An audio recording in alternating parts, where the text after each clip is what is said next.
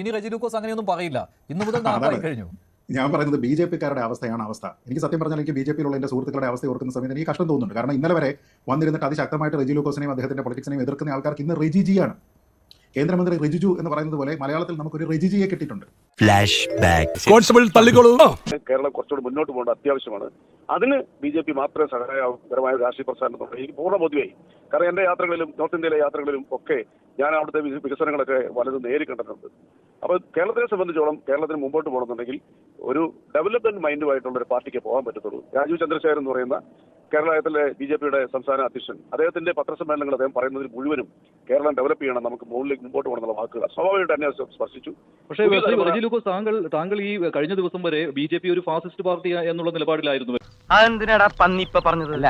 റെജി ലൂക്കോസ് കോട്ടയംകാരനാണെന്ന് നമുക്കറിയാമല്ലോ. അദ്ദേഹം ഫേസ്ബുക്കിൽ പോസ്റ്റ് ഇട്ടിരിക്കുകയാണ്. ഒറ്റയാഴ്ചയായിട്ടുള്ളൂ. പാലായിലും കുമരകത്തും മാത്രമല്ല പലയിടങ്ങളിലും കോൺഗ്രസും ബി ജെ പിയും ഒന്നിച്ചാണ് ഭരണം. ആ മുന്നണിക്ക് അദ്ദേഹം ഇട്ടിരിക്കുന്ന പേരാണ് ജമാഅത്ത് ബി ജെ പി കോൺഗ്രസ് അഥവാ JBC.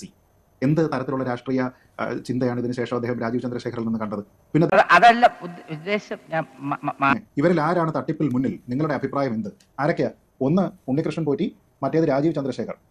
ഈ പറയുന്ന പ്രോഗ്രസീവ് ആയിട്ടുള്ള കാര്യങ്ങളെല്ലാം പറഞ്ഞിട്ട് ഞാൻ ചോദിക്കുന്ന ശബരിമല തട്ടിപ്പിൽ എവിടെയായി രാജീവ് ചന്ദ്രശേഖർ വരുന്നത്? അദ്ദേഹം വരേണ്ടുന്ന ഒരു കാര്യമില്ലല്ലോ, അദ്ദേഹത്തിന് അതുമായിട്ട് ഒരു ഇൻവോൾവ്മെന്റും ഇല്ലല്ലോ. പക്ഷേ എന്നിട്ടും അദ്ദേഹം ഏതാനും ആഴ്ചകൾക്ക് മുൻപ് രാജീവ് ചന്ദ്രശേഖരനെയും കൂടെ പിടിച്ച് അതിനകത്തിലിട്ടിട്ട് CPM ന്യായീകരിക്കുന്ന രീതിയിലേക്കുള്ള അഭിപ്രായം പറഞ്ഞ ആളാണ്. പിന്നെ രാജീവ് ചന്ദ്രശേഖർ പറയുന്നതെല്ലാം വളരെ പ്രോഗ്രസീവ് ആയിട്ടുള്ള കാര്യമാണ് എന്ന് തോന്നിയത് കൊണ്ടാണ് അദ്ദേഹം അങ്ങനെ വന്നതെന്ന് പറഞ്ഞു.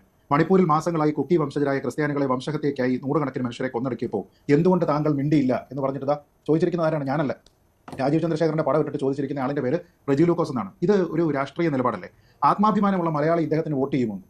രാജീവ് ചന്ദ്രശേഖരന്റെ പടം ഇട്ടിട്ട് റെജി ലൂക്കോസ് ചോദിച്ചിരിക്കുകയാണ്, ആത്മാഭിമാനമുള്ള മലയാളി ഇദ്ദേഹത്തിന് വോട്ട് ചെയ്യുമോ?